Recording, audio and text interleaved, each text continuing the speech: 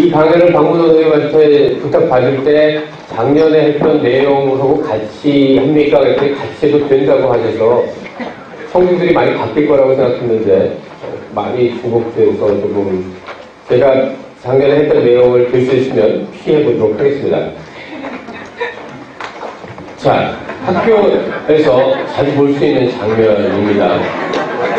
작년에 보셨던 분들은 잠시 좀 조용히 해주시고, 이렇게 자는 아이들을 벌떡벌떡 깨우는 아주 재미있는 활동이 하나 있습니다.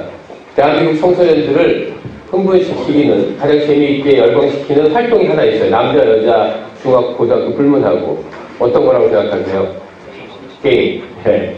게임입니다. 다소의 차이는 있지만, 정도의 차이는 있지만, 게임은 이 모든 청소년들을 좋아하게 만드는 요소가 있어요. 도대체 그게 뭘까? 잠깐만 얘기를 해봅시다. 어떤 요소 때문에 아이들은 게임을 좋아하는 걸까요? 스릴. 네. 스릴을 느끼고 또 즉각적인 피드백, 목표, 또 왜 중독이 됐다는 얘기예요? 보상. 그렇죠. 즉각적인 피드백, 보상, 또 시각적 자극, 청각적 자극이 너무 몰입을 유도하는 구조이기 때문에 또 네? 경쟁도 하고 다 맞는 얘기예요. 다 맞는 얘기인데 제가 듣고 싶은 답이 안 나왔어요. 아직. 가장 결정적인 요소는 네? 왜 재밌냐고요. 자기가 결정하기 때문에 그래요. 선생님 얘기하신 것들 중에 즉각적인 피드백, 성취감, 보상은 아주 정확한 얘기예요. 대한민국 청소년들이 가장 즉각적으로 자기가 한 다음에 그 결과를 얻을 수 있는 건 게임 세계밖에 없어요. 생각을 해보세요. 게임을 했는데 게임에 대한 그 회사에서 사용자가 폭주하는 관계로 당신의 게임 스코어를 2달 후에 이메일로 보내드리겠습니다. 이렇게 하면 재미있을까요? 그렇지 않아요. 바로바로 나와요. 그런데 그 바로바로 나오는 피드백이 좋은 피드백이에요. 게임을 2달 했는데 점수가 계속 떨어지지는 않아요. 그러니까 아이들이 생각하는 게임 세계에서 게임 세상은 공정한 세상이에요. 노력한 만큼 점수가 올라가는 세상으로 알고 있어요. 그러니까 게임을 잘하는 친구를 보면 와, 얘가 게임을 하기 위해서 돈과 시간을 투자했구나 라고 생각하지, 얘는 게임을 잘하는 두뇌를 타고났거나 좋은 학원을 다녔거나 이렇게 기인하지는 않아요. 그런데 수학을 잘하는 친구를 보면 얘는 엄마 아버지가 수학을 잘했나? 아니면 좋은 수학학원을 다녔느냐? 이렇게 물어봐요. 그 이유는 학교에서 벌어지는 모든 일들은 공정하게 노력한 만큼, 투자한 만큼 잘 일어나지 않는다라고 믿지만 게임에서는 그렇지 않다는 거예요. 모두가 투자한 만큼 레벨도 올라가고 아이템도 얻고 점수도 올라간다고 믿기 때문에 게임에 더 열광하는지도 몰라요. 제가 가장 중요하다고 생각하는 이유는 자율성이에요. 자기가 결정해요. 게임은 자기가 결정할 수 있는 요소가 많아요. 언제, 어디서, 누구와 게임을 할지를 모두 게임 사용자가 결정해요. 심지어는 컴퓨터를 켜고 끄는 것 모든 과정이 사용자가 결정하게 돼 있어요. 생각을 해보세요. 대한민국 15 청소년이 자기 마음대로 할 수 있는 게 게임 말고 뭐가 있는지.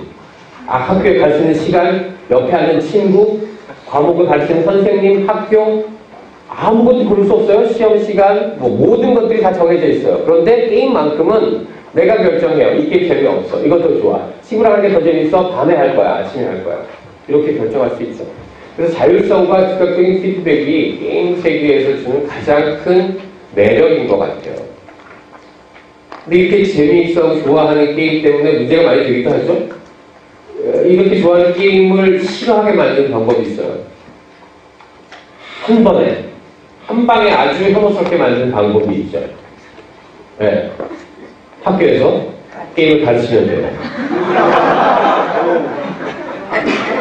생각해봅시다. 잘 생각해보세요. 학교를 비하하자는 얘기가 아니라 학교가 가지고 있는 본질적인 문제를 얘기하는 거예요. 우리나라는 OECD가 아닌 다른 나라하고는 비교하지도 않아요, 이제는. OECD 다른 나라에서 과학자들이 게임 두뇌 발달에 도움이 된다고 해서 게임 과목을 개발해서 가르치기 시작했어요. 그럼 우리도 바로 따라해요. 그런데 그 게임 과목을 개발하는 것이 교육과정 평가원이에요.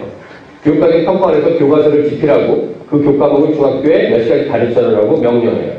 그 교육과정 평가원의 게임 전문가들이 모여서 교과서를 만들어요. 어떻게 만들어요? 뭐 만들어도 경우가 다 모여서 의논을 해요. 뭐 어떡하지? 어떤 게임을 제일 먼저 넣지? 애들이 좋아하는 게임이 다 다르고 남자 여자 다르고 수준이 다 다른데 할 수 없어. 교과서니까. 게임의 첫 장은 테트리스로 결정했어요. 모든 게임의 기본이라는 이유는 시각과 공간의 협동 동작, 모타, 협동 능력을 기르니까 라는 명분하에 교과서를 게임 교과서를 딱 피면 테트리스가 나와요. 자, A중학교에서 월수 1교시에 게임을 가르쳐요. 보통 아이들이 게임을 밤에 하는 걸 좋아하는데 수업 시간 그거 안 나와요. 어쩔 수 없어요. 8시부터 게임 수업을 해요. 어떻게 해요? 선생님이 게임을 보여줘요. 그리고 잘 봐. 얘기 잘 봐. 내가 하는 거. 이렇게 보여줘요. 그런 다음에 집에 가서 50번씩 해서 가장 높은 점수 출력해오는 게 숙제예요. 이런 걸 반복했어요. 중간고사, 기말고사도 봐야죠. 중간고사, 기말고사는 학부모의 항의를 막기 위해서 공정하게 한 명씩 앞서 나와서 빔 프로젝트에 연결된 테트리스를 하는 거예요. 여기 나온 점수가 너의 중간고사 성적이에요. 그죠? 공정하죠? 망신을 당하던, 챙기를 당하던, 남들 앞에서 어떤 모욕적인 느낌을 당하든 상관없이 공개적으로, 객관적으로 공정한 평가만을 강조해요. 남 앞에서 노래를 불러서 성악시험을 보거나, 남 앞에서 프리드로를 해서 시험 점수를 얻거나 다 마찬가지예요. 비교당하고 못한다고 느껴지면 하기 싫어져요. 아무리 내가 좋아하는 게임도 이런 식으로 너 전국에서 게임 몇 등이야 그런 식으로 계속 보여주고 비교당하기 시작하면 재미있을 수가 없어요. 우리가 그래서 과학을 싫어하는 학생이 많은 거예요. 과학 성적이 좋음에도 불구하고 과학과 수업 없는 세상에서 살고 싶어하는 청소년이 대부분이에요. 아주 놀라운 아이러니죠. 보통 성적이 좋으면 좋아해요. 우리 세계에서 과학 수업을 제일 잘한다고 알려져 있어요. 근데 이 잘하는 게 재미를 담보 잡혀서 얻어서 잘하는 거예요. 그러니까 재미없지만 억지로 문제풀이 연습해서 점수는 세계 탑이지만 실제로 과학을 좋아하고 즐기는 여러분과 같은 사람은 별로 없어요. 과학적인 사고를 일반 사람들이 늘 하고 과학을 하는 태도를 가지고 그런 자세를 가진 사람들이 별로 없다는 거죠. 그렇지 않고 과학을 너무너무 싫어한 나머지 과학을 자꾸 과학 없는 세상에서 살고 싶어하게 해요.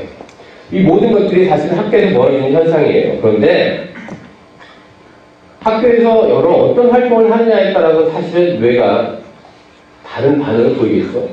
우리가 알고 있는 뇌의 펑션은 기본적으로 이런 거예요. 뇌는 스스로 결정하고 움직여요. 그리고 다른 사람과 상호작용해요. 그리고 뇌는 개인마다 유니크해요. 그리고 뇌는 맥락, 컨텍스트에서 미닝을 찾는 그런 활동을 해요. 그런 거 없이는 언행이 일어나지 않아요. 그런데 학교 환경은 내가 자율적으로 움직이는 걸 다 막고 있고요. 상호작용하면서 액티브하게 이렇게 인터랙션 하는 것 많이 줄여주고요. 정보 전달이죠. 유니크한 것을 동일한 뇌도 간주하기도 하고요. 내가 홍길동전을 매 지금 중학교 2학년에 배워야 하는지를 맥락을 갖춰주질 않아요. 과학을 알면 무엇이 유리하고 어떤 것이 도움이 되는지 그 맥락 속에서 과학을 배워야 되는데 추상적으로 뛰어오니까 뇌는 12살의 뇌는 그걸 이해할 수가 없어요. 그러니까 우리의 교육과정이 얼마나 잘못 짜져 있는지 이 환경을 생각하면 뇌에 하나도 맞지 않은 커리큘럼, 뇌의 발달에 맞지 않은 교과목, 뇌의 발달에 맞지 않은 평가 이 모든 것들이 우리의 뇌의 환경하고 뇌의 자연스러운 발달하고는 일치하지 않아요. 그러니까 이런 문제들 때문에 아이들이 졸거나 무서워하거나 학교를 가기 싫어하거나 과목이 싫어지는 거라고 생각해요. 사실 신경교육학이라고 새롭게 탄생한 영역이 있어요. 학문 분야예요. 그러니까 교육과 관련된 여러 가지 이슈들을 뇌과학적인 연구 결과에 기반해서 해결하고자 하는 영역이에요. 주로 기본적인 물음들은 이런 것들이에요. 뇌는 어떻게 학습하는가? 학습이라는 건 쉽게 얘기해서 학습이라고 표현할 수 있지만 스킬을 학습하는지 어떤 추상적인 사고를 학습하는지에 따라서 그 프로세스, 메커니즘은 다 다를 거예요. 뇌는 뭘 학습하는 건지, 컨텐츠를 기억하는 걸 학습이라고 하는 건지 아니면 새로운 사고를 만들어낼 수 있는 걸 학습하는 건지에 따라서 무엇을 학습하는 것도 중요한 문제가 되고요. 가장 중요한 문제 중에 하나는 언제 무엇을 학습하느냐. 12살짜리가 학습할 수 있는 내용이 있고 15살짜리가 학습하기 적합한 내용이 있을 거예요. 그런 것을 제대로 알면 적절한 발달 시기에 맞춰서 학습 컨텐츠를 구성할 수 있을 거라는 거죠. 지금 가장 큰 효과를 보고 있는 부분은 이 부분이에요. 왜 어떤 아이들은 학습을 더디게 할까? 느리게 할까? 잘 읽지 못할까? 셈을 못할까? 음의 높낮이를 구분하지 못할까? 이런 뇌의 디스펑션, 펑션을 이해하면 또 오히려 정상적인 뇌의 기능도 이해할 수 있고 환경 설계에 도움이 될 수 있을 거예요. 그래서 신경교육학을 간단히 소개해드리면 이런 영역들은 이미 있어요. 발달신경과학, 정서신경과학, 사회신경과학, 이런 신경과학 영역들은 있어요. 그러니까 심리학과 신경과학이 합쳐져서 새로운 영역들이 막 탄생했어요. 이런 영역들에서 얻어진 결과를 어디다 적용하냐 하면 이런 학습자의 특성, 발달, 8살과 12살은 무엇이 추상적인 사고 능력에서, 뇌 펑션에서, 발달해서 어디가 어떻게 가는지, 남자, 여자는 지능이 높고 낮은 애는 어떤 내용을 어떻게 구성해서 지금과 같은 과학, 수학, 사회, 국어 이런 식의 과목들은 저는 없어질 거라고 생각해요. 어떤 활동을 하는지, 그죠? 내용이 이랬어도 활동을 멀티미디어를 이용해서 하는지 협동을 하는지에 따라서 뇌가 반응하는 건 달라질 거고요. 평가, 가장 중요한 부분이라고 생각하지만 네가 학습자가 학습한 것을 어떻게 평가해주고 어떻게 도와주는가가 학습의 결정적인 역할을 해요. 지금처럼 비교하고 선발하기 위한 평가는 평가라고 할 수 없어요. 어떻게 뇌가 발달하는지 간단히 보시면 예전에는 이런 얘기들이 통했어요. 그죠? 블랭크 슬레이트라고 하고 템노라스라는 얘기가.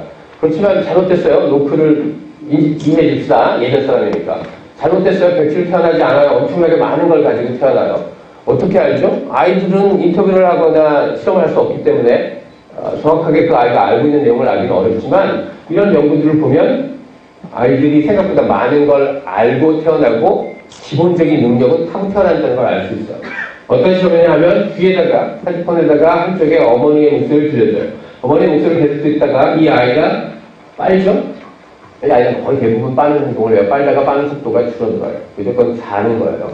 지겨워진 거예요. 어머니의 목소리에 익숙해져서 습관화, 허비치에이션이 일어나는 거예요. 그러다가 목소리의 주인공이 엄마가 아니고 다른 아줌마로 바뀌어요. 만약에 앞에 목소리와 뒤에 목소리의 차이를 안다면 이 아이는 다시 빨기 속도가 증가해요. 그죠? 만약에 앞에 목소리와 뒤에 아줌마의 목소리를 구분 못하면 얘는 빨기 속도가 계속 천천히 느려져요. 똑같이. 이런 식의 허비치에이션 패러다임을 통해서 아이들이 소리를, 냄새를, 시각적인 모양을, 엄마, 아버지의 모습을 언제 어떻게 구분하는지를 알아내기 시작했어요. 그런데 배에서 나오자마자 3일 만에 아이들은 이런 능력을 갖고 요. 그러니까 애가 임산부의 뱃속에 있느냐, 배 밖에 있느냐는 별로 중요하지 않아요. 뇌는 뭐 거의 똑같은 상태니까. 이미 상당히 오래 전에 뇌가 발달하면서 아이들이 할 수 있는 인지적인 능력은 태어나요. 시간의 개념, 공간의 개념, 인과관계의 개념, 우리가 정확하게 확인할 필요는 없지만 생각보다 정확한 능력들을 가지고 있는 것 같아요. 이걸 밀면 얘가 이렇게 떨어지죠, 그죠? 보통. 이게 자연적인 물리 법칙이에요. 근데 이것도 안 떨어지게 만들었어요. 그러면 아이들이, 이 생후 3개월 된 아이들이 이걸 보고 있는 시간이 길어요. 저게 왜 안 떨어지지? 그런 생각을 하는지는 정확히 모르지만, 모든 아이들이 이런 물리 법칙에 어긋난, 인과관계에 어긋난 액티비티, 사물, 이런 걸 볼 때는 공시 시간이 훨씬 더 길어져요. 그건 기본적인 인과관계에 대한 이해는 타고 태어난다라는 증거가 돼요. 상당히 많은 부분, 변형된 아주 많은 실험에서 이런 걸 일관되게 보여주고 있어요. 심지어는 넘버 센스, 수 개념도 타고난다고 해요. 이런 수를 계속 이렇게 보여주면 습관화되죠? 그러니까 지겨워요. 빠른 속도 느려지고, 보는 것도 딴 데를 막 돌아보다가, 테스트할 때 이거 2개 주면, 이거 볼 때는 이거랑 똑같으니까 별로 보지 않지만, 이거는, 새로운 거다. 오래 쳐다보고, 빨리 속도도 증가해요. 그러니까, 이 개수가 몇 개인지 정확히 카운트할 수 있는 능력은 없지만, 이게 많은지 적은지, numerosity 정도는 구분할 수 있어요. 이건 심폐지도 하고요. 생각보다 우리와 비슷한 영장률도 다 할 수 있는 거예요. 영장률은 더 공감적이고 우리가 뛰어나요. 어쨌든 이런 걸 보면 수개념 같은 것도 타고나는 거라는 걸 알 수 있죠. 이게 비교하는 모습이에요. 여기 깔때기가 있어요. 배에다 갖다 대고. 해보셨어요? 저기 아이를 낳으신 분들. 배 속에 아이를 가졌을 때 뇌가 이미 많은 걸 가지고 태어난다고 하니까 이런 교육을 이 장면하고 상관없어요. 어떤 학원에서는 이렇게 교육해요. 아이들을 뱃속에 집어넣고 아이들에게 빨리 가르쳐주자. 그래서 강남에 있는 어떤 산모 학원에서는 아줌마들에게 똥을 몰라. 그래서 깔때기를 대고 뭘 하냐면 A, B, C, D 농담이 아니에요. 실화예요. 다 배우려고 배운 산모들이 이 뇌과학을 잘못 이렇게 이용하는 아주 상업적으로 이용하는 건 학원이에요. 제가 보기에는 교육 현장에 있는 교사들은 우리가 뇌를 왜 알아야 되냐라고 막 화를 내지만 이걸 빨리 쓰는 사람들은 학원이에요. 학원은 첨단의 뇌 연구에 의하면 뱃속에서부터 뇌 발달이 중요하다. 빨리 영어를 가르칩시다. 이렇게 보시는 거예요. 이렇게 학부모들이 20분 동안 ABCD 한 다음에 샤워를 잠시 2교시 뭐 하는 줄 아세요? 정말이에요. 2일은 2, 2일은 4, 2, 3은 6. 놀라운 일이에요. 이걸 돈 내고 하는 산모가 있다는 게. 그런데 이런 뇌에 관련된 연구는 아직도 시작이기 때문에 엄청나게 많은 결과가 쌓여야 우리가 교육 장면에 제가 아까 말한 환상적인 얘기들이 일어날 것 같은데 이런 학원에서 발빠르게 이런 것들을 이용하죠. 그런데 뇌를 이용하는 커뮤니케이션은 굉장히 설득력이 있어요. 심리적으로 우리도 다 하나씩 갖고 있고 뭔가 이렇게 반짝반짝거리는 사인이 굉장히 과학적인 것 같고 그 연구 결과에 의하면 확실하게 맞는 것 같고 이런 생각이 들기 때문에 사교육들이 이런 뇌를 많이 이용하죠. 어쨌든 말도 안 되는 얘기예요.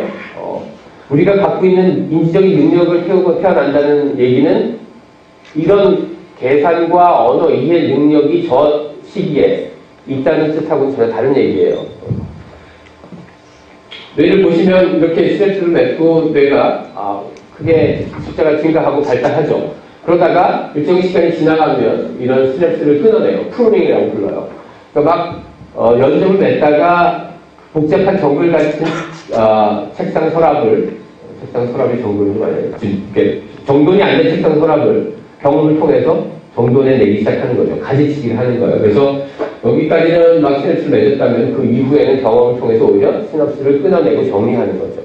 전문가의 뇌는 효율적으로 대응해야 되기 때문에 비전문가보다 생각보다 시냅스를 많이 갖고 있지 않은 경우들이 많아요. 왜냐하면 반응을 빨리 하고 더 효율적으로 대처하기 위해서는 많은 시냅스가 더 좋지 않아요. 불필요한 건 가지치는 게 좋죠. 옆집 아저씨와 우리 아버지는 구분해내야 돼요. 그러려면 실제로 많은 경험들이 조직화되어 되는 뇌를 만들어내게 되는 거죠. 뇌 발달하는 걸 보시면 종단 연구예요. 굉장히 귀한 자료예요. 5살부터 20살까지 추적해서 계속 뇌를 찍은 거예요. 보시면 알겠지만 뻘겋게 되는 부분들이 시냅스를 많이 맺은 거고요. 퍼렇게 된 부분이 프루닝을 한 거예요. 그러니까 가지치기를 해서 시냅스 숫자가 줄어든 거예요. 이게 앞이고 뒤인데 뒤에서부터 앞으로 그렇게 퍼렇게 되어가는 걸 볼 수 있을 거예요. 나이가 들어가면서 5살 이후에 세상을 경험하면서 이 사람들의 뇌가 어떻게 변하는지를 보는 거예요. 한번 봅시다. 그림 보시면 여기가 앞이고 뇌, 이게 뒤를 위에서 본 사진이에요.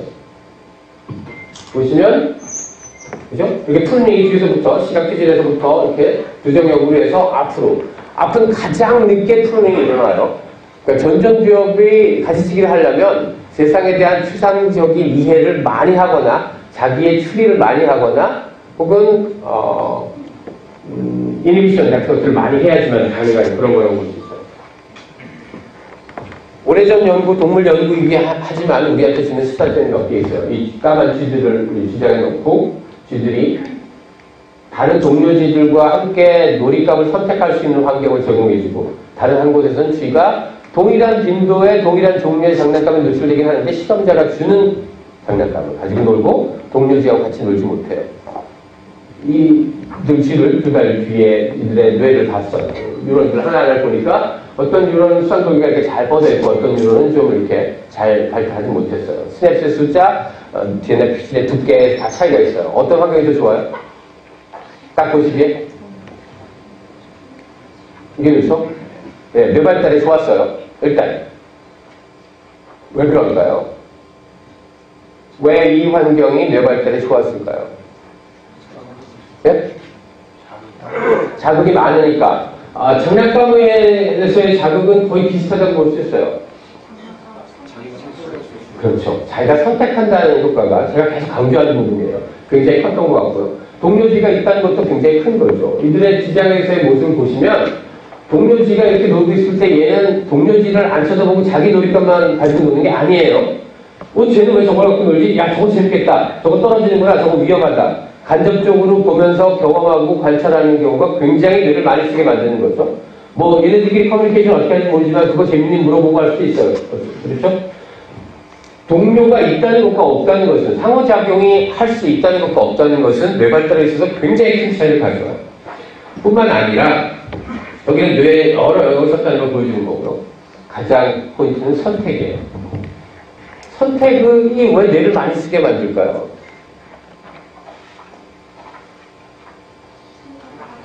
뭘 생각하게 만들죠? 그렇죠. 그렇죠. 그렇죠. 정확하게 얘기했죠. 선택은 이걸 선택할 때의 컨시퀀스하고 저걸 대안을 선택할 때의 결과하고를 다 비교해야 돼요. 그러려면 다 결국 데이터들을 모아서 나름대로 밸류를 두 개를 계산해야 돼요. 이걸 했을 때 밸류, 이걸 했을 때 밸류. 선택은, 디시전 메이킹은 여러분들이 여기 올 건가, 딴 데 등산을 갈 건가, 이 모든 결정은, 그죠? 지금 나갈까, 갈까, 들을까. 이 모든 매 순간순간 우리는 디시전 메이킹을 하는데, 이 디시전 메이킹의 기본은 밸류 컴퓨테이션이에요. 가치 계산이에요. 들을 만한 가치가 있는지, 여기 올 만한 가치가 있는지, 내가 저걸 도전할 만한 가치가 있는지, 그게 다른 대안의 가치보다 크다고 할 때 어프로치 하는 거예요. 그러니까 이 밸류를 계산하는 건 그냥 생기는 게 아니라 능력이에요. 능력, 경험을 통해서. 생각을 해봅시다. 이 쥐가 이 놀이터를 가면서 이게 넘어졌어. 저건 안 할래. 그죠? 저거 재밌겠다. 이건 안전하기도 한데 동료랑 같이 하니까 재밌겠다. 뭐 이런 판단하려면 이 놀잇감의 밸류하고 이 놀잇감의 밸류를 저장했다가 비교해서 내가 필요할 때 써먹어야 돼요. 그런데 불행하게도 우리나라의 대한민국의 아이들은 선택을 하지 못하는 아이들이에요. 선택을 해본 적이 없어요. 아세요? 아까 제가 말씀드렸죠? 선택을 하는 경우가 별로 없어요. 부모들이 아주 많이 선택해줘요. 서양의 아이들이 엄마랑 쇼핑 그 가게 가서 뭐 시리얼을 살 때 엄마가 골라주지 않아요. 자기가 만화 캐릭터에 나오는 시리얼을 골라 가져가서 집에 가서 먹어요. 먹은 다음에 한 달 동안 엄청 후회해요. 와, 정말 맛없구나. 다시 한 달 후에 다시 가요. 이번에는 이거 안 먹고 다른 거 보는데 비교해요. 그죠? 또 먹고 실패하기도 하고 성공하기도 하고 계속 반복하면 걔는 자기가 어떤 시리얼을 먹어야 하는지를 알 수 있어요. 실패를 경험하지 않고는 밸류 컴퓨테이션이 안 돼요. 그죠? 우리나라는 이렇게 할 거예요. 엄마가 다 알아봤어. 요즘 가장 잘 나가는 시리얼. 그죠? 영양가가 좋은 걸. 옆집에서 먹고 있는 걸. 이거 먹고 서울대 갔대. 그죠? 골라와. 좋은 시리얼을 내가 고르지 않고 나의 보호자가 골라주면 이 아이는 시리얼과 관련돼서 선택할 때 브레인을 한 번도 쓰지 않았다는 거예요. 그죠? 먹기만 하는 거예요. 마찬가지예요. 과목을 들을 때, 문과지까지 선택할 때, 대학 전공을 고를 때 모두 선택이에요. 심지어 매 순간순간이 선택이에요. 그런 걸 자기가 경험해서 자기가 리스크를 테이크하고 자기가 그 밸류를 다시 업데이트하고 이런 브레인 펑션과 관련되는 걸 하지 않으면 실제로 정말 중요한 선택을 해야 될 때 그런 걸 잘 못하게 되고 어려움을 겪는 거예요. 우리 대학생들에게 과제를 내줄 때 저도 마음대로 짜고 분량도 마음대로 하고 주제도 마음대로 하라 그러면 아니 막 소리를 막 질러 막 함성을 질러요. 그렇게 하지 말아달라는 거예요. 정해주세요. 불편해요. 만약에 혹시라도 내가 혼자 선택해서 어떡할까? 우리가 대학 들어가기 위해서 모든 걸 보류하고 있듯이 마치 거기서 모든 인생이 결정되는 것처럼 근데 중요한 컨시퀀스가 있으니까 실패를 하면 돌이킬 수 없다고 있는 거예요. 세컨 찬스도 없고 그 실패를 다시 딛고 내가 노력할 만한 기회조차 없다고 생각하기 때문에 아이들은 실패를 너무 두려워하고요. 그러다 보니까 선택을 보류하고 선택은 선배한테 뭐야 무슨 과목이 좋아? 어떤 게 쉬워? 미리 골라서 듣거나 그죠? 어떤 직업이 좋아? 이런 걸 미리 가는 거죠. 선택하지 못하는 환경은 뇌발달에는 아주 최악의 학습 환경이에요. 요약해보면 여태까지 나온 연구들을 많이 요약해보면 뭐 이런 얘기들이에요. 다 아시는 얘기지만 저는 이 자율성 강조 몇개 봤으니까 넘어가고 선택을 할 때 뇌는 사실은 뭐 이 영역뿐만이 아니라 다른 영역도 관여가 되지만 대부분 다 오브젝션탈이에요. 이 암화 전두엽, 눈 바로 뒤에 있는 이 영역은 사실은 뭐 억제 뭐 이렇게 뭐 여러 가지 알려져 있지만 기본은 밸류예요. 밸류를 업데이트하고 계산하는 영역이에요. 그러니까 밸류를 내가 갖고 있는 밸류를 총동원 해서 이 ACC 전재상 회라고 의사결정을 하거나 뭐 어텐션 모니터링을 하거나 퍼포먼스 모니터링을 하는 그런 영역이에요. 그러니까 내가 지금 이거를 잘 액션을 select하면 어떤 컨시퀀스가 오겠는가 이 두 가지의 레벨로가 기본적인 디시전 메이킹의 뇌 포인트예요. 자, 선택이 중요하다는 얘기했고요. 선택도 중요하지만 시기도 중요해요. 제가 아주 많이 쓰는, 많이 이용하는 연구예요. 뇌과학자, 경제학자, 발달심리학자, 교육학자, 아주 대가들 다른 분야가 모여서 투자 대비 회수율을 계산해냈어요. 그러니까 어느 시기에 학습자들에게 국가가 돈을 투자하면 국가가 벌어들이는 리턴 레이트 높은가를 보여주는 굉장히 재미있는 데이터예요. 보시죠. 여기 포스트스쿨, 그러니까 대학교 성인교육 갔을 때 잡 트레이닝 이런 데 들어가는 돈은 걷어들이는 게 별로 없어요. 효과 별로 없어요. 그러니까 뇌가 다 이미 물론 뇌는 끊임없이 발달하고 변화하지만 많이 고정된, 가수성이 많이 떨어지는 상태에서의 이런 트레이닝 효과보다 이 이전, 학교 다니기 이전 프리스쿨의 효과가 아주 커요. 어릴 때일수록 덩크가 크다는 거예요. 여기서 말하는 리턴 웨이트는 이런 거예요. 국가가 돈을 지불해야 되는 건 건강과 관련된 그런 거, 아니면 사고, 아니면 범죄, 뭐 이런 것들. 이런 때에 이루어진 교육이 실제로 우리 국가에서 나중에 수습하기 위해서 쓰는 많은 비용을 줄여준다는 거예요. 그러니까 공부를 하게 한다는 그런 의미가 아니고요. 이 시기에 기본적으로 남을 배려하고 자기를 조절하고 욕구를 인내하고 이런 행동과 이런 것들을 익히게 되면 그 다음에 사회에서 지불해야 되는 코스트를 줄일 수 있다는 거예요. 근데 그 이후에 성인에게 일어나는 이 인지 집중적인 교육, 대학에 수백억의 연구비를 쏟아부어서 얻어들이는 것보다 그 돈을 여기다가 쏟는 게 사회적으로는 훨씬 더 좋은 리턴이 있다라고 얘기하는 페이퍼예요. 그건 두뇌 발달하고 아주 관련이 깊어요. 다행히도 우리나라에서 영유아 교육을 국가가 책임져 주기로 했어요. 문제는 퀄리티예요. 그런 기반을 만드는 거 가지고 두뇌 발달이 되지는 않아요. 사실 프리스쿨 이전에 부모가 다 일을 하게 되면 그 부모는 다른 사람을 보게 되고요. 또 돈이 많은 사람의 경우에는 좋은 교육 환경에 아이를 교육시킬 수 있지만 그러지 않은 사람들의 경우에는 환경의 차이가 굉장히 커요. 그러면 이 시기에 발달되는 두뇌의 차이는 부모의 사회 경제적인 지위에 따라 달라질 가능성이 있어요. 그래서 국가가 나서야 한다는 뜻이고요. 국가가 이 교육을 부모 개인 차에 두지 말고 더 제대로 된 뇌 발달을 위한 교육 환경으로 만들어줘야 할 필요가 있어요. 굉장히 중요한 정보라고 생각이 듭니다.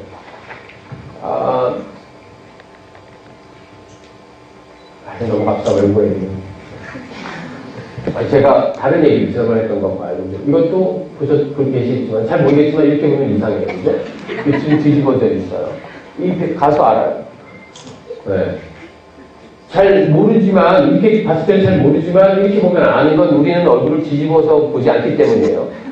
수십 년간 얼굴을 봐왔지만 거의 뒤집어진 얼굴을 보진 않았어요. 그러니까 이렇게 보는 거하고 이렇게 보는 거 큰 차이가 아니고 우리는 이렇게만 볼 수 있지 이렇게는 못 본다는 얘기예요. 우리 뇌를 보면 이렇게 뒤에 시각 기질 영역에 해당하는 그 영역에 이렇게 나눠져 있어요.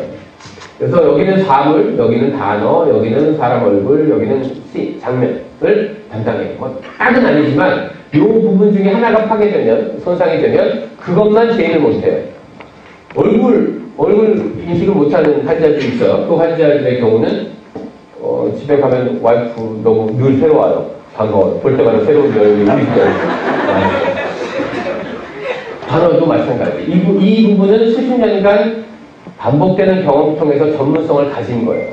글도 마찬가지예요. 글도 우리는 의미라고 생각하지만 의미 이전에 글은 형태예요. 이 형태를 파악하는 거기 때문에 난독증에 걸린 사람 중에 여기가 문제가 있는 사람도 있어요. 어쨌든 이 형태를 알아보는 이 후두엽의 경우는 전문가의 영역이라고 볼 수 있어요. 이게 몇 년에 걸쳐서 되는 게 아니고요. 수십 년 동안 반복했을 때 생기는 거예요. 자, 이렇게 전문성이 어떻게 발달되나 봅시다. 이 처음 보는 이런 물질들을 보여주면서, 오브젝트를 보여주면서 이게 이웃 패밀리가 남자나 여자나 이렇게 계속 구분하게 시켜요. 피드백을 줘요. 학습을 시키는 거예요. 도대체 감이 안 잡히지만 수십 시간 계속 하면 생겨요. 다 알아요. 이건 남자고 이건 나름대로의 기준을 알게 되는 거예요. 그게 학습의 힘이에요. 뇌가 이런 걸 보고서 구분해낼 수 있어요. 이제 이게 어떤 건지.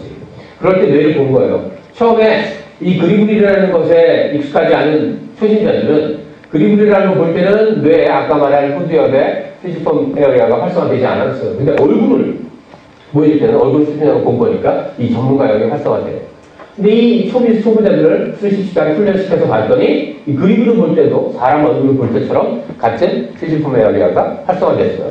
이 얘기는 전문성이 이 피지펌 에어리아의 액티베이션으로 실현됐다고 볼 수 있는 거예요. 그래서 어떤 전문가가 내가 그 분야의 전문가인데 라고 이렇게 보여주면서 그 물건에 대해서 피지펌이 반응을 하려면 전문가가 아닐 수 있어요. 그죠? 뭐 우리 무슨 감정사들이라거나 어떤 특정 형태에 대해서 수십 년 동안 전문성의 세부를 구분할 수 있는 사람이라면 이런 피지펌 에어리아의 활성화가 된다는 거죠. 그래서 글, 사람 얼굴 마찬가지. 음악 마찬가지.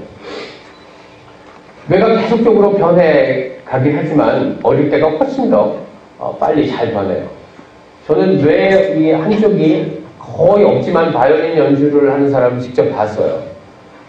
세 차례 간질 뭐 이런 걸로 거의 축적을 다 드러내고 전전비역의 일부까지 드러냈는데도 연주가 가능해요. 어릴 때 손상으로 반대쪽 뇌가 그 펑션을 가져갔기 때문인 것 같아요. 대표적인 이 연구, 가능성 연구의 대표는 이 런던의 택시기사들의 일이에요. 런던 택시기사들의 뇌의 해마, 이 해마는 공간기억을 담당하는 영역으로 알려져 있어요. 해마라는 영역의 사이즈, 볼륨을 봤더니 일반인들보다 커요. 영국은 지도가 굉장히 길이 복잡해서 그 공간에 대한 인식 능력을 많이 요구하는 길인가 봐요. 택시 운전사의 10년 정도, 택시 운전을 20년 한 사람이 1, 2년 한 사람보다 더 커요. 상관이 있었어요. 해마가 큰 사람이 택시 운전을 한다는 보장이 없는 한, 이 상관 연구 결과는 후천적으로 택시 운전하면서 해마가 커졌다고 밖에 볼 수 없어요. 그러니까 이건 성인의 데이터라서 너무너무 놀라운 거예요. 성인이 돼서 운전을 수준하면서 뇌의 스트럭처가, 구조가 바뀌었다는 얘기예요. 그러니까 여러분들이 각자의 전문 직업을 가지고 수십년 동안 하면 그거와 관련된 뇌 영역이 특정한 영역이 있다면 그 영역이 반드시 변해 있을 거예요. 그래서 뇌는 성인이 돼도 계속 변한다는 그런 데이터야. 아주 좋은 데이터죠. 그러니까 60이 돼도 새로운 외국어를 배우고 악기를 배우는 건 뇌 발달에도 도움이 되고 새로운 뇌가 계속 변할 수 있는 여지는 있어요. 다만 그 속도가 아이보다는 떨어져요. 그래서 아이가 훨씬 더 성인보다는 그렇게 유연하게 움직일 수 있는 가능성이 높은 거예요. 이 연구는 이 시각장애인하고 청각장애인의 뇌를 본 거예요. 그런데 신기하게도 시각장애인은 글을 손으로 읽어요. 그죠? 점자로. 이 손은 터치예요. 감각으로 치면. 뇌 어느 쪽이 활성화될까요? 여러분들이 알고 있는 상식으로 보면 체성 감각계 센세이션은 저쪽이에요. 그죠? 그런데 점자로 글을 읽고 있는 맹인들의 뇌를 스캔했더니 후두에서 활성화됐어요. 우리 정상인이 단어 읽는 것과 같은 워드 폼 에어리아가 활성화됐다고요. 굉장히 놀라운 데이터였어요, 이거는. 분명히 촉각을 썼는데 어떻게 시각기질이 활성화되지? 이 사람들 시각기질이 정보가 들어가지 않을 텐데 그렇지 않은 거예요. 터치를 이용했지만 이 사람이 찾아내는 점자의 자극의 질은 형태. 형태는 제가 계속 얘기했죠? 그게 시각이냐 뭐냐 상관없이 이쪽 후두엽에서 활성화되는 거예요. 이거 유사하게 청각장애인들의 경우에는 의사소통을 손으로 해요. 손자국을 보는 건 시각기질이에요. 그죠? 그럼 수화를 할 때 시각기질이 활성화될 거라고 생각했는데 천만에 청각기질이 활성화됐어요. 소리. 우리 소리가 저쪽이라고 생각했는데 아니었어요. 커뮤니케이션을 할 때는 이 영역이 활성화되는 거예요. 그러니까 딱 감각 모델리티에 따라서 시각은 후두엽이고 뭐 소리는 측두엽이고 이렇게 매핑은 아닌 것 같아요. 더 중요한 건 우리가 진화하면서 훨씬 더 오래전에 이 후두엽은 의미 있는 형태를 파악하게 진화되어 있었고요. 랭귀지는 그렇게 늦게 발생한 형태 중에 하나니까 어쨌든 사람 얼굴 마찬가지, 장소 마찬가지 형태는 여기서 커뮤니케이션, 남과 의미를 전달하는 건 그게 손짓 발짓이든 랭귀지든 상관없이 측두엽으로 발달하게 프로그램되어서 태어난 거예요. 그러니까 감각이 하나가 쓸 수 없어도 그 영역은 진화적으로 남아있는 거라고 볼 수 있죠. 그래서 이런 영역에 대한 얘기를 뉴로널 리사이클링이라고 불러요. 그러니까 신경계는 이미 이렇게 정해진 영역을, 타고난 영역을 환경이 리사이클하게 만드는 그런 거다라는 얘기죠. 자, 이 축구 좋아하시는 분 아시겠죠? 축구 선수. 이 사람들은 축구 선수예요. 여기 오해년 선수가 골을 미스했어요. 골을 넣지 못해서 안타까워하는 거예요. 이해가 돼요. 안타까워하는 제스처가. 이 사람은 골 비슷하니까 좋아하고. 근데 왜 관중들은 모두 선수들과 똑같은 이런 제스처를 하고 있을까요? 축구도 하지 않는데. 이 선수는, 그죠? 이 사람은 좋아하고 있어요. 반대편인 것 같아요. 우리 다르게. 자, 이 관중들은 왜 똑같은 행동을 보이는 걸까요? 네? 감정이입이 돼서. 그렇죠. 이 사람들은 축구를 본 게 아니고 축구를 하고 있었던 거예요. 이 사람들이 뇌를 따보면 이 사람들은 축구 선수들보다 훨씬 더 뇌를 많이 썼어요.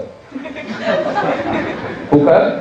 이 사람들은 선수 하나하나 11명의 그걸 다 넣고 있어요. 그죠? 축구 선수는 자기한테 보고 올 때나 하고 무슨 되잖아요. 근데 11명. 감독까지도 자기 뇌에 넣었어요. 선수 바꿔야 돼요. 축구를 보는 게 아니고 이 뇌는 축구를 하고 있었던 거예요. 굉장히 피곤해요. 축구 선수는 끝나면 쉬지만 이 응원하고 구경한 사람은 끝나면 포도당 소모가 많기 때문에 맥주를 막 마셔줘야 돼요. 이들이 이들이 이런 행동을 보이는 건 하는 것이 곧 보는 것이다. 이 연구는 많이 아시겠지만 거울 뉴런에 대한 아주 최초의 이태리 사람들의 연구였고요. 이 사람들은 운동을 연구하는 사람들이었어요. 그러니까 잡는 행동, 행동을. 근데 이 원숭이가 바나나 잡을 때 늘 이 사람들이 보고 있던 이 S5라는 싱글 뉴런 하나의 활성화예요. 이걸 계속 보고 있다가 이 사람이 갑자기 옆에 시청자가 바나나를 집을 때도 이 원숭이가 똑같은 활성화가 되는 걸 우연히 발견한 거예요. 굉장히 놀란 거예요. 그러니까 자기가 할 때랑 남이 하는 걸 볼 때랑 같은 영역의 활성화가 있었어요. 정도의 차이는 약간 있지만 굉장히 비슷할 정도로 놀라웠어요. 이 연구를 통해서 이 친구들은 연구 방향을 완전히 쳤어요.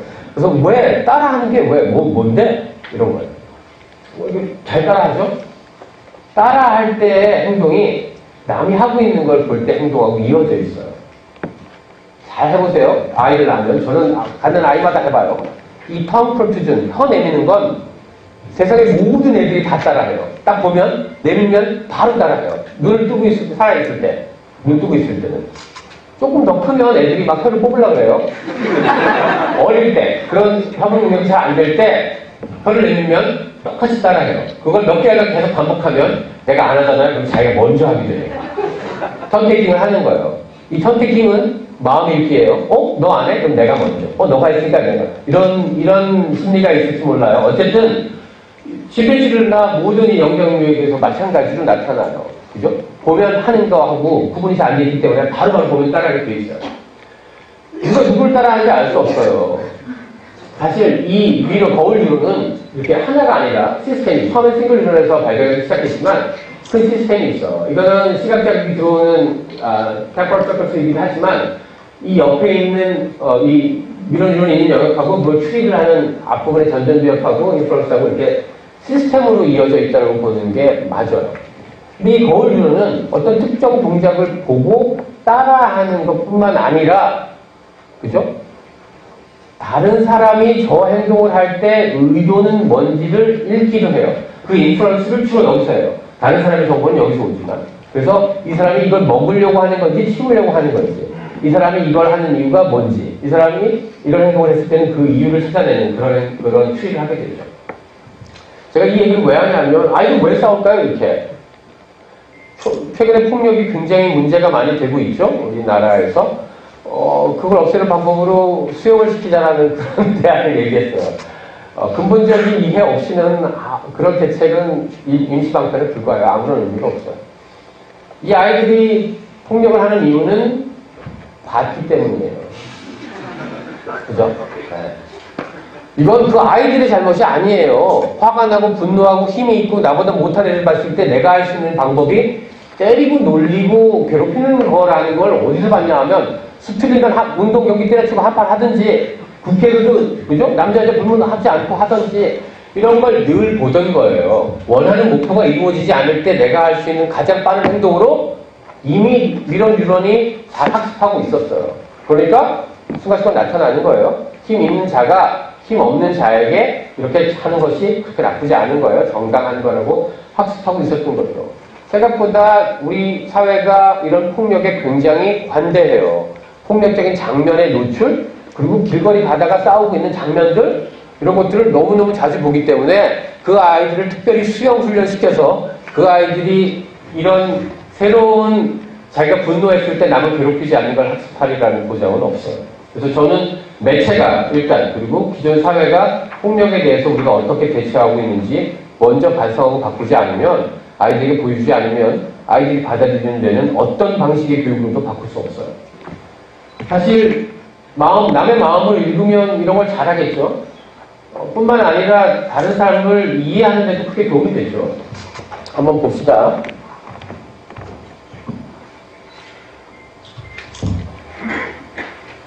뭐가 보이시죠? 이걸 보면 뭘 보는 것 같으세요?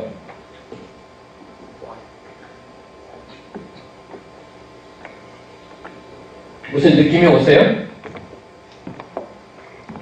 뭘 보는 것 같아?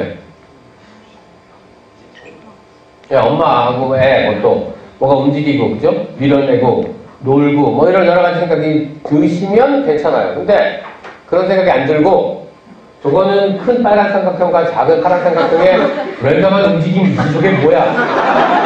이렇게 생각하시면 의인화를 안 하시면 그리고 여기에 의미를 부여를 그렇게밖에 안 하시면 extreme male brain을 가지고 계신 거라고 볼 수 있어요. 남자들이 대부분 그렇고 공학을 전공한 사람들이 좀 그럴 가능성이 높다는 폄하하기 아니라 자폐를 겪는 아이들이 다른 말로 extreme male brain이라고 불러요. 그러니까 남성 호르몬이 너무 많아서 다른 것들에 대해서 자기의 감정을 투입하거나 투사하거나 이입해서 이 마음 읽기, theory of mind가 잘 안 되는 아이들이에요. 마음의 병을 앓고 있는 아이들이죠. 표정을 보고 저 사람의 표정이 무슨 표정일 거다 읽고 따라하는 게 잘 안 돼요. 그래서 최근에 이런 이론의 문제가 어쩌면 이런 자폐의 원인일 수도 있겠다고 생각해서 집중적으로 연구하고 있고요. 이 자폐 아이를 치료하는 테라피 방법 중에 하나가 카핑이에요. 따라하기. 그래서 먼저 어텐션을 얻기 위해서 자폐아가 하는 행동을 치료자가 따라하기도 하고요. 나중에는 자기 행동을 따라하게 해서 이 미련 이론에 대한 활성화를 아주 많이 시키려는 그런 테라피를 쓰는데 아주 효과적이라고 해요. 어쨌든 마음 읽기, 남을 배려하고 공감하는 것이 모방하고 따라하기 이 미련 이론, 공감 이론, 거울 이론 시스템의 펑션이다. 이 얘기를 드리고 싶고요. 사실 이런 것들이 우리 교육에서 가장 중요한 부분 중에 하나고 더 어릴 때, 초등학교 1, 2학년, 그거보다 더 전에 프리스쿨 그런 피어에서 해야 되는 교육은 인지교육이 아니에요. 그러니까 랭귀지를 가르치고 셈을 가르치고 과학을 어떻게 초등학교 2학년, 3학년에 아니에요. 세상을 이해하고 남하고 같이 놀고 배려하는 아주 기본적인 이런 시스템과 관련된 교육과 과정이 만들어져야 맞아요. 많이 보셨죠? 많이 드셔서 알고 머시멜로우 이야기 뭐 이런 데서 나오는 얘기예요. 사탕을 주고서 먹지 않으면 나중에 더 큰 걸 주겠다. 먹었던 애와 먹지 않은 애가 15년 후에 큰 차이가 있었다. 다 아는 얘기예요. 중요한 건 먹지 않은 애들이 더 좋아요. 먹지 않은 애들이 여러 가지 지수로 다 좋아요. 뭐 인컴이나 삶의 만족도, 뭐 사회적인 명성 다 좋아요. 그런데 어떻게 해서 이 아주 맛있는 유혹에 빠지지 않을 수 있었는가 하는 거예요. 5살, 6살 된 아이들이에요. 한 번도 그런 걸 체계적으로 훈련받지 않았는데 자연적으로 그런 능력을 타고난 아이들이에요. 어떻게 했을까요? 이 아이들을 비디오를 찍어서 보면 어떻게 해서 이걸 안 먹고 견딜 수 있었죠? 네? 네? 주의를 다른 데다 돌리고. 그렇죠. 이걸 계속 보고 있으면 먹고 싶기 때문에 이걸 피해요. 대단한 거예요. 이거서 여기서 따라요. 이거 쳐다보기는 애는 다 먹어요. 배를 누르고 바로바로 먹지만 얘가 이거 보니까 먹고 싶다라고 생각해서 그걸 피하는 거예요. 그리고 딴 데 가서 막 있어요. 근데 딴 데 가서 막 생각이 나요. 생각까지는 막을 수가 없으니까 노래를 불러요. 자기가 좋아하는 노래를 불러요. 심지어는 자기가 좋아하는 노래를 부르면서 선생님이 더 많은 사탕을 가져올 걸 상상하기도 해요. 더 큰 보상을, 먼 훗날의 보상을 기대하는 거예요. 만족의 지연이에요. 지금 만족하지 않고 더 훗날에 만족을 얻어내기 위한 그런 전략을 타고난 아이들이에요. 그러니까 이 아이가 5살 때 이 정도면 인생에 얼마나 많은 유혹들을 잘 견뎌내면서 성공적으로 어치브를 했겠어요. 그러니까 모든 인덱스에서 좋을 수밖에 없었죠. 대단히 놀라운 스킬이기도 하지만 굉장히 타고난 스킬이라고 생각했어요. 그런데 구체적으로도 바뀔 수 있어요. 먼 훗날의 보상은 생각보다 그 가치가 좀 약하게 느껴지게 마련이에요. 그러니까 심리적인 주관적인 가치는 지금 당장 더 커요. 그래서 지금 중학생들이 시험 보면서 먼 훗날이 너무너무 중요할까? 대학 들어갈 때 이게 중요해. 이런 얘기는 아무 효과가 없어요. 그죠? 중학생들이 느끼는 건 지금 당장 내가 실력이 늘었거나 이걸 잘 풀었을 때 무슨 이득이 있는지를 알게 해줘야지만 효과가 있어요. 그래서 먼 훗날의 효과를 알기는 어려운데 이 만족의 지연의 연구를 봤더니 만족의 지연을 못하는 애, 즉각적인 애들은 다 이런 멘털 스트림이나 오브터 프론탈 같은 만족의 영역들을 활성화시켰던 거예요. 그런데 만족의 지연을 잘하는 애들은 이런 영역을 잘 써요. 이 영역이 커그니티브 컨트롤 영역이에요. 잘 기억해 두세요. 뇌의 전전기업이 여러 가지 고차, 사고, 정신기능에 좋다고 알려져 있지만 기본적인 건 조절이에요. 조절. 그러니까 내가 판단하고 조절할 수 있는 게 전전기업의 메인 펑션인데 그걸 이어주기 위해서는 변형계의 일부분이 들어가야 돼요. 그래서 여기 노소레터럴 프로텍스하고 인슐라하고 엔트레 싱글레이트 정도는 그냥 정보를 전달해주고 모니터링 수준이라고 하지만 이 DLP-FC 영역은 내가 들어온 정보를 계속 유지하고서 그 목표를 이루기 위해서 다음 행동까지 가게 하는데 결정적인 영향을 미치는 영역이에요. 이전에는 작업기억, 우리의 워킹 메모리를 담당하는 영역으로 알려져 있어요. 기억을 담당하는. 당연하죠? 그거를 여기다 유지하고서 이걸 하려면 워킹 메모리가 좋아야 될 기능이. 그래서 사람들이 연구하기 시작했어요. 이 DLP-F의 펑션하고 관계가 있는 모든 인덱스들을. 그랬더니 뭐가 나오냐면 인텔리전스예요. 기본적으로 지능하고 상관이 굉장히 높고요. DLP-F의 펑션이. 또 하나는 유혹에 저항하는 거예요. 그래서 다이어트 플래닝에 성공한 사람과 실패한 사람의 차이 DLP-F예요. 그죠? 그리고 아까 같은 사탕 주고 만족에 지연 성공한 사람과 실패한 사람 DLP-F 차이가 커요.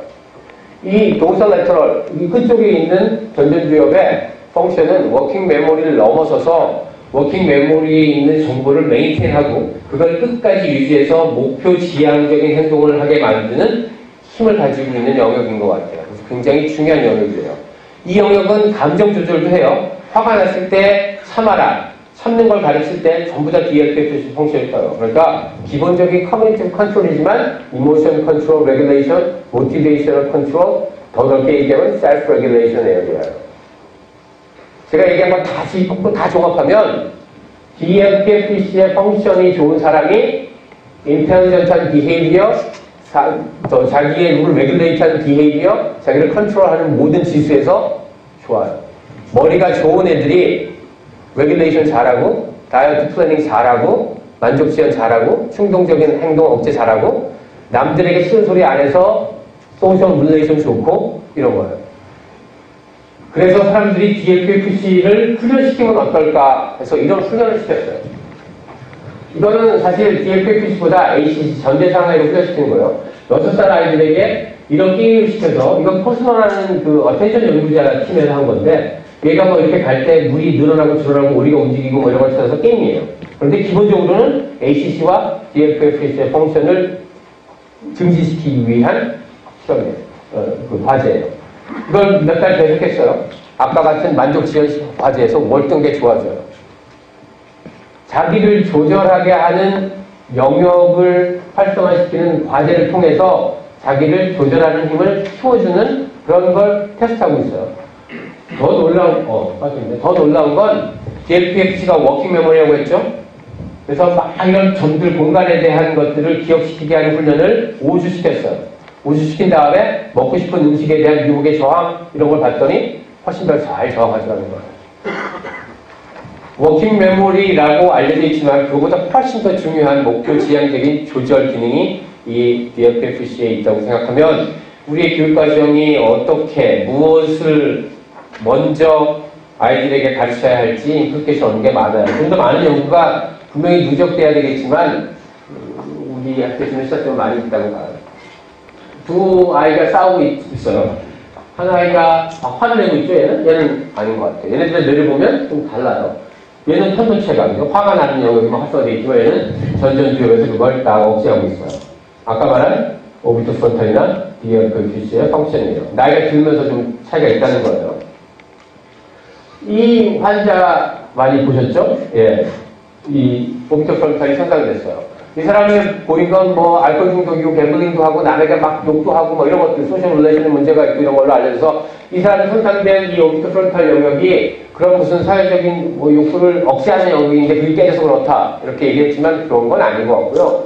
정말로 OFC의 메인 펑션은 밸류예요. 아까도 계속 얘기했지만 내가 이 얘기를 했을 때 이 사람이 화가 나면 내가 욕을 안 할 때보다 더 나한테 들어오는 결과가 나쁘다고 판단하기 때문에 안 하는 거예요. 그러니까 브레인에 억제를 담당하는 영역이 있다고 보기는 어려워요. 대신 밸류를 찾아서 이 밸류 대신에 더 높은 밸류를 찾는 걸 선택하는 거예요. 그래서 안 하는 걸 선택하는 거예요. 그래서 이 오비토 프론탈이 생각보다 그런 눈 바로 뒤에 있는 이 영역이 이건 뭐 좀 부정적인 거고 이건 긍정적인 거고 이런 연구도 있었고요. 많이 활성화시킨 거죠. 그래서 우리 아이들이 실제로 자기가 원하는 걸 막 추구하고 찾아가려고 할 때 그걸 했을 때 손해를 보니까 그걸 안 하게 하는 다른 대안을 선택하는 방법이 우리가 말하는 흔히 말하는 참아야 한다고 조절이라고 얘기하는 거죠. 사실 이 중독은 브레인의 구조 자체를 많이 바꿔놓기 때문에 고쳐지질 않아요. 그죠? 게임 개발하신 분이 있는지 모르지만 게임이 브레인을 바꿔놓은 다음에 그건 돌이킬 수 없는 거예요. 그러니까 게임에 노출되는 걸 강제로 막는 건 굉장히 잘하는 거예요. 이 애들도 문제가 많아요. 이들의 뇌를 보면 마찬가지예요. 이게 약물 중독이든 아니면 비헤이비얼 중독이든 마찬가지로 이 도파민에 회로가 많이 돼 있는 이 영역에 이게 도파민 회로들인데 이게 중독자들은 적어요. 줄이는 거예요. 옵티컬도 마찬가지. 만족과 밸류를 계산하기 때문에 좋은 밸류를 여기 계산하는데 실제로 펑션이 여기 중독자들은 더 적어요. 그대로 바꿔놓는 거예요. 특정 물질, 행동, 대상, 쇼핑, 아니면 뭐 도박, 뭐 이런 거 컴퓨터에 중독돼서 뇌가 바뀌고 난 다음에는 내성이 생겨서 실제로 같은 양의 도파민의 활성화 가지고는 만족을 못 느껴요. 훨씬 더 심하고 더 자극적인 걸 찾게 돼 있는 거죠. 그렇게 뇌를 바꿔놓은 다음에 그 다음에 그걸 고치려는 노력이 사회적인 코스트가 크다는 거예요. 그러니까 좋은 사회라는 것은 그런 것이 일어나지 않게 미리 막아줘야 되는 건데 그게 무슨 뭐 표현의 자유 아니면 뭐 무슨 자유를 침해한다는 걸 얘기하기에는 우리의 뇌는 이미 너무 많이 노출되어 있어요. 아이들이 막 이렇게 술 먹고 위험한 행동하는 것도 사실은 청소년들이 뇌 발달을 알면 좀 이해하기가 쉽죠. 그러니까 뇌가 청소년들은 12살짜리 남자아이들은 특히 이 전전두엽이 거의 없다고 생각하시면 돼요. 이거 제 얘기가 아니라 소아정신과 의사가 많이 그렇게 얘기해요. 내담자들의 반이 남자아이인데 엄마가 다 데리고 오는데 문제가 있는 거예요. 말을 안 해요, 얘가. 그죠? 아니면 게임만 해요. 아니면 막 공격적이에요. 이런 것들이. 남자가 여자보다 늦게 발달해요. 그 시기에. 좀 더 느리고요. 문제가 있다고 보면 자연스러운 뇌 발달이 잘 안 되는 거죠. 사실 변형계가 너무 활발하게 움직이고 있어서 이런 프리프론탈 펑션의 발달에 비해서 너무 불균형하게 되는 거죠. 더 정확한 그림은 이런 거예요. 여기 스페이텀, 만족과 관련된 뇌 영역, 그리고 불안과 사실 이 영역, 불안 영역이 우리는 나쁘게 생각하지만 불안의 영역이 잘 움직이는 건 아주 현명한 거예요. 그죠? 이거 위험하니까 하지 말아야지. 이거 하면 나한테 해로우니까. 그래야 더 안 잡아먹히고 더 좋은 영역이죠. 근데 이게 막 용감해지면 위험해요. 그럼 다 멸종해요. 그런 사람들은. 그래서 이 두 영역이 청소년기의 주 변연계라면, 그죠? 막 깔깔깔 웃다가도 막 울고 화나고 왔다 갔다. 조지 같은 그런 행동을 보이지만 전전두엽의 발달이 그 균형을 잘 잡아주는데 이게 인바이러스한 거예요. 그죠? 아이들은 여기가 너무 발달되어 있고 여기가 발달되어 있지 않기 때문에 자연스러운 현상이죠. 그 아이들에게 이 전전두엽이 발달할 때까지 기다려줘야 하기도 하고 너무 많이 요구하지 않아야 하기도 하고 너무 많이 기대하지 않아야 되는데 우리는 이런 아이들이, 이런 것들이 막 움직여야 하는 아이들에게 이걸 다 누르고 이것만 써라. 그죠? 발달되지도 않은 추상적인 사고, 논리, 계산, 기억, 이런 것만 시키니까 아이들이 힘들어하죠. 청소년 뒤에 아이들이 보상을 받을 때는 이 영역이라고 할 수 있는데, 보상을 받을 때는 성인하고 별 차이가 없지만, 보상을 기대할 때는 성인보다 훨씬 적게 활성화돼요. 그러니까 크게 삶의 기쁨이 별로 없어요. 아, 이거 하면 정말 좋겠다. 이런 것들 별로 없어요. 그죠? 근데 받으면 좋아해요. 그러니까 아이들이 시큰둥하고 별거 아닌 것 같지만 칭찬해 주거나 애정을 표현하거나 먹을 걸 사주면 굉장히 좋아해요. 그래서 얘는 뭐 아무것도 좋아하는 게 없어. 이렇게 얘기할 수는 없는 거죠. 아까 말한 어떤 얘기고요. 뇌 발달을 이해하면 우리가 뭐가 좋으냐면 이거는 부정적인 피드백하고 긍정적인 피드백을 줬을 때 뇌 반응이에요. 여기 15살, 25살, 11살, 13살, 8살, 9살. 6살, 9살짜리 애들은 칭찬받을 때 와, 막 내가 막 움직여요. 그런데 네거티브 피드백을 받을 때는 6살, 9살은 뇌는 반응이 거의 없어요. 성인들은 내가 왜 틀렸지? 내가 왜 실패했다는 거야? 간단한 과제를 할 때 피드백이요. 얘네들은 막 찾아요. 그게 우리가 실패를 통해서 학습을 하고 실수를 통해서 학습해요. 그런데 아이들은 그게 어려워요. 8살, 9살짜리한테 동생하고 입장 바꿔놓고 생각해봐. 그때 동생이 얼마나 나쁘겠어. 이렇게 아무리 논리적으로 너의 잘못을 따져봐야 얘가 그것을 잘 이해해서 기억했다가 다음번 행동할 때 적용할 만한 인지 능력이 있다고 보기는 어려워요. 그죠? 이해해주고 고쳐주고 바꿔줘야 하는 방법이 다르다는 거죠. 그래서 뇌 발달을 이해하면 어떤 게 더 효율적인 그 아이들의 훈련인지 이런 것들을 알 수 있어요. 뭐 교과 얘기를 하면 읽기 같은 것들 이런 것들은 영역이 너무 잘 발달되어 있고요. 잘 알려져 있고 이제는 이 신경공격하게 하는 가장 큰 공헌 중에 하나는 이런 읽기를 잘 못하는 아이들이 이유가 무엇인지를 뇌의 멜펑션을 가지고 분명하게 진단하고요. 빨리 진단해서 거기에 적합한 인터벤션 프로그램을 빨리 제공해 줄 수 있어요. 그러니까 5살 때 글을 읽는 게 6살 때 조금씩 느려진다는 게 보여지면은 그게 시간 피드의 문제인지 단어 디코딩의 문제인지 어디의 문제인지를 스캔이나 이런 뇌 영상 방법을 통해서 원인을 파악한 다음에 거기에 맞는, 그죠? 만약에 눈동자 모션을 기특하지 못해서 그런 거다라면은 거기에 맞는 인터벤션 프로그램을 만들 거고요.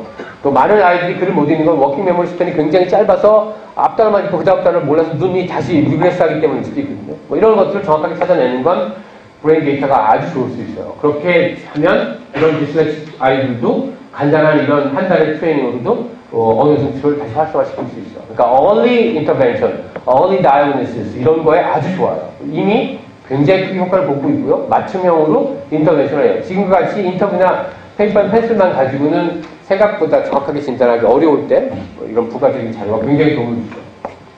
그래서 미리 위험 수준에 있는 아이들을 빨리 찾아내기도 하고요. 연산도 마찬가지, 셈을 못하는 연산 영역은 이 ITS라는 인터포랄 서커스 여기가 가장 중요한 영역으로 알려져 있어요. 동물들도 이 영역을 써요. 아이들도 아까 뉴러시 같은 거 하고요.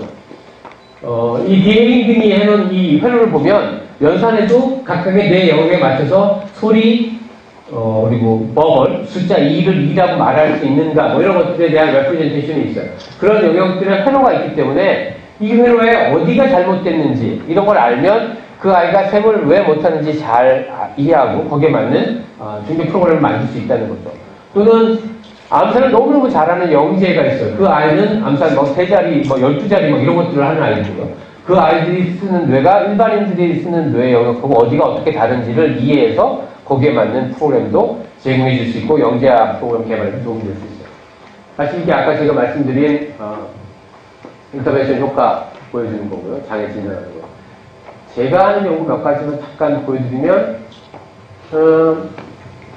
이런 과제 보여주면서 여기서 T가 3개인지 아닌지를 판단하게 하는 거예요. 잠깐 보여주고 하기 때문에 굉장히 어려워요. 그런데 이 아이들에게 너는 굉장히 잘한다.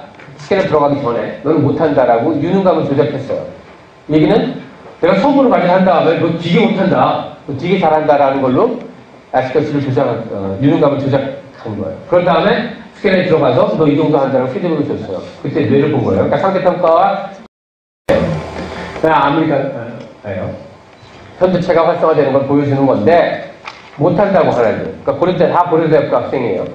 내가 이 공간 과제를 못한다고 할 때 상대평가에 대한 점수를 받으면 상대평가 점수가 나쁘지는 않아요. 그렇게 그 평균 이상이 괜찮은 점수도 불안한 거예요. 늘. 그죠? 늘 불안해서 공부하는 게 얼마나 나쁜지를 보여주는 거예요. 잘해도 별로 좋지 않다는 거예요. 불안이 들어가 있는 공부는 정말로 내가 그걸 할 때 느끼는 만족감 이런 것들을 갉아먹는 요소일 수 있죠. 아미글달라 활성화를 확연하게 볼 수 있었고요. 우리가 피드백을 줄 때 틀렸다, 맞았다, 몇 등이다. 이건 피드백이 아니에요. 정보가 없어요. 그런데 이런 무슨 과제를 할 때 네가 이거 왜 틀렸는지의 정보, 이거 색깔을 못 찾아서 그런 거다. 뭐 때문에 다 이유를 주게 되면 뇌가 어디가 활성화되냐 하면 이거 인포머티브 피드백이라고 불러요. 정보가 있는 피드백. 우리 시험 등수가 아니에요. 왜 틀렸는지를 알려주는 진짜 피드백이에요.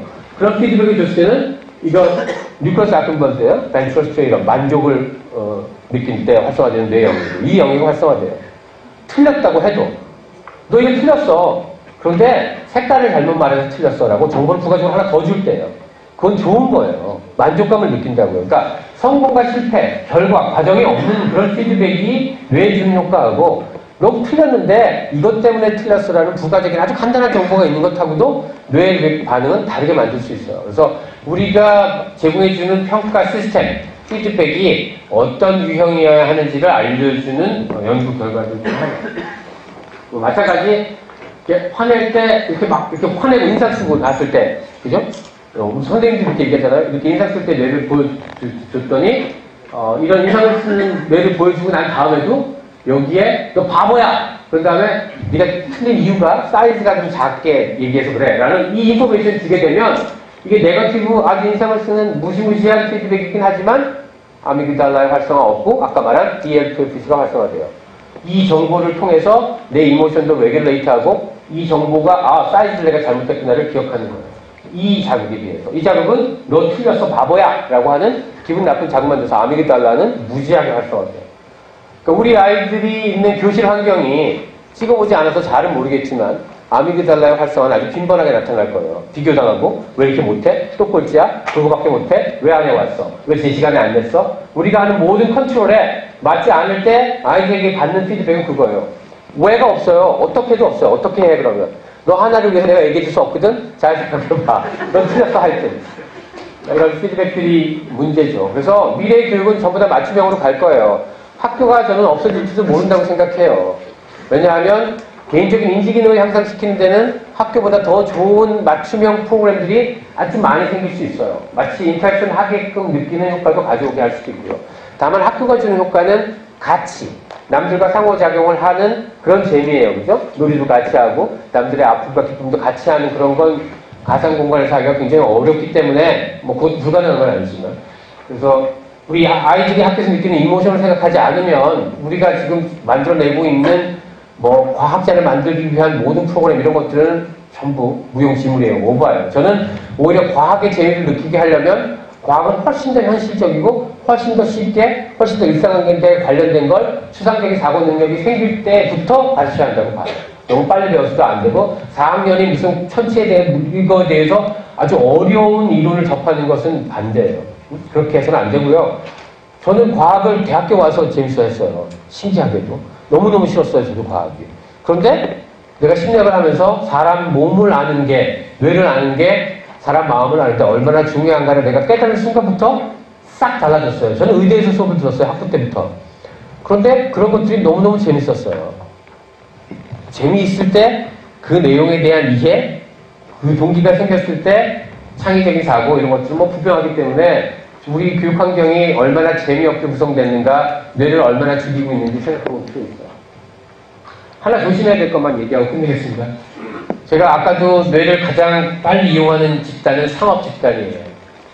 그래서 뇌 연구가 누적되기에는 시간이 좀 걸리고 교육 장면에 적용되는 조금 더 시간이 걸리는데도 불구하고 이런 걸 빨리빨리 이용하려고 얘기하는 사람들이 있어요. 그 집단은 이런 것들이에요. 오른쪽 뇌, 왼쪽 뇌 이런 거 얘기하는 사람이죠. 우리 뇌 하나만 갖지 않았기 때문에 이 두 쪽 뇌를 다 당연히 써야 되는 거고요. 뭐 뇌 발달 시기를 빨리 당겨준다, 뭐 결정적 시기가 있다 이런 얘기를 하는 것들은 전부 다 신화적인 얘기라고 생각하시고 빠져들지 않으셔야 되는 얘기 드리고 싶고요. 이런 환경이 올 거예요. 이게 지금 마작하는 건데, 이건. 저는 이런 포터블, 여기 조장희 교수님도 계시지만, 포터블한 이미저들이 이제 이런 히다치에서 개발하고 있었던 거예요. 조금 더 레졸루션이 좋은 걸 개발하기 시작하면, 수업 시간에 내 얘기를 듣고 있는데, 너 왜 딴 사람 전전비업을 안 쓰고 있냐? 왜 지금, 왜 지금 딴 사람 상상을 하고 있나? 이제 이런 것들을 알지도 모르고요. 어테이션 같은 기본적인 것들은 지금도 잴 수 있어요. 그래서, 수업 시간에 학생을 더 채우자는 게 아니라 그 수업이 더 효과적인지 밸리데이션을 하는 그런 연구도 가능해질 수 있다면 우리 교실 환경이 뇌에는 무엇이 잘못되어 있고 어떻게 하는 게 더 좋은지 이런 것들을 알아낼 수 있을 거라고 생각합니다. 광고 하나. 3월 23일 날 저희 심포지움이 있습니다. 우리 마음분해교육협회라는 협회가 있어요. 이 협회에서 고려대학교에서 우리 요즘 많이 문제가 되고 있는 이 문제에 대해서 논의를 합니다. 그리고 그 이유는 뇌에 있다는 얘기예요. 청소년 뇌는 특별하니까 이상한 건 아니지만 우리가 청소년의 특별한 뇌를 제대로 이해하지 못해서 생기는 여러 가지 문제점들이 있다는 걸 얘기하는 시간입니다. 기회가 되시는 분은 와서 강연을 듣고 토론에 참여해 주시면 감사하겠습니다. 감사합니다.